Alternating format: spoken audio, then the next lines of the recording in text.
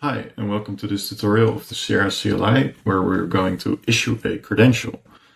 In the previous tutorials, we have created a connection, registered a schema, and a credential definition, which is all you need to issue a credential. So for this, we have the subcommand credential, and here we can see that we have the offer command. So let's check what we can do there. Here we can provide a connection ID, which we have done in a previous tutorial, the credential definition ID, and key and a value per field in the credential. So we could do Siera credential offer with the connection ID of this.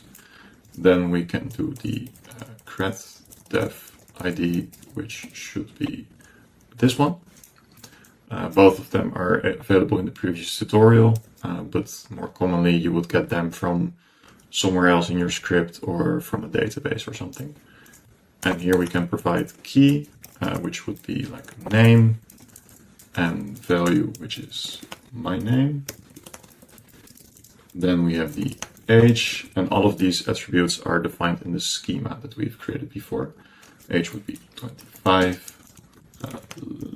Then we have the key again. Oh, sorry, this should be key equals age, and then value equals 25. Then the next key is last name, and the value is Sliedrecht.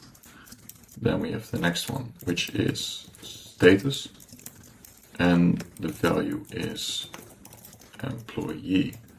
And with this, we issue a credential to the agent that is connected to us via this identifier.